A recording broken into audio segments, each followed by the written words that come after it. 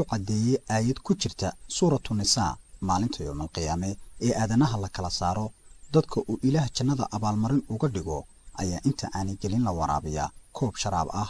oo ka samaysan ama dhadhankeedu yahay sanjabiil yusqawna fiha ka'san kana mizajuha zanjabila sanjabiisha qarniyo hore ayay dadka u isticmaali jireen cunto iyo caafimaad ahaan waxay kaloo u isticmaali jireen sanjabiisha joojinta shubanka mataga calool xanuunka iyo wixii la mid ah waxay dawo ka tahay qabowga qufaca waxa kale oo ay ka hortag iyo dawo u tahay qofka uu ku dhaco duriga iyo faa'iidooyinka kale oo fara badan sida marka ay carruurtu sumoobaan waxa kale oo ay dawo ka tahay madax xanuunka dhinaca ah sida dhanjafka ama goonjabka kolba qofba sidii uu u yaqaano sanjabiisha waxa ay kaloo dawo u tahay cudurrada aadka halista u ah sida kansarka haddana iyadoo oo laga maarmaynin daawooyinka ka samaysan kimikalka iyo laysarka sidaa darteed sanjabiisha waxaa la odhan karaa cudurka kansarka waxa uu u yahay dhammaystir sanjabiisha waxa ay caawisaa kelyaha si aynan laqiif u noqon marka uu qofku ku dhaco amaba haleelo sonkorowga ama macaanka waxa kaloo ay dawo ka tahay xiiqda neefayaasha waxayna ay awood siisaa difaaca jirka sanjabiisha waxa ay sidoo kale dawo ka tahay dhiigkarka iyadoo oo ka hortagta dhiig furanka madaxa ku dhaca waxa kaloo dawo ay u tahay xanuunada rheumatismka iyo jilba xanuunka haddii uu qofku u isticmaalo 250 gram maalintii 4 goor muddo 3 bilood ah waxa ka baaba'aya xanuunada ku dhaca uruqda iyo jabninka oo uu ka dawoobo sanjabiisha waxa ay kaloo dawo ka tahay hurdo la'aanta haddii qofku uu koob caano kulul uu ku darsado sanjabiisha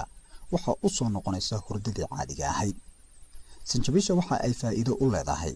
dhinaca galmada lamaanaha gaar ahaan ragga ay ku yaraatay raganimada waxa ay furfurtaa dhiigga haddaba marka la doonayo xoojinta raganimada waxa la isku daraa sanjabiisha iyo malab saafi ah sanjabiisha faa'iidooyinka kale ee ay leedahay waxay dawo ka tahay wadna xanuunka waxa kale oo loo isticmaalaa qurxinta jirka dumarka iyo baabiinta findoobka sanjabiisha waxa ay baabiisaa oo kale waxyaabaha duxda dhaliya ama keeni kara haddaba daraasado lagu sameeyay sanjabiisha waxa lagu ogaaday ama lagu cadeeyay haddii la siiyo 1 gram oo sanjabiil ka hor qalliin inta aan lagu samaynin qofka waxa ay ka caawisaa ama u sahlaysaa mataga iyo koomada marka uu ka soo noqdo 8% sanjabiisha dhaqaatiirtu waxa ay sheegeen in ayna dawo ka ahayn mataga dumarku ay yeeshaan xilliga walaca waliba waxay aad ugu adkeynayaan marka uurka ay leeyihiin in ay ka fogaadaan sanjabiisha haddaba sanjabiisha haddii si khalad loo isticmaalo oo aan ahayn sida dhaqaatiirtu ay ku taliyaan waxa ay keeni kartaa ama ka iman kara in ay ka dhashaan cudurro cusub sida xanuunka loo yaqaano gastriga dibrada iyo wixii la mid ah waxaana ay taasi timaadaa marka la ridqo oo aad daqiiq looga dhigo waxaana lagama maarmaan ah in isticmaalkeeda lagala tashado dhaqaatiirta aad nagu cusub tahay saar subscribe aad ayay u mahadsan yihiin dadka saaray like iyagoona nagu dhiirigelinaya inaan hore u sii socono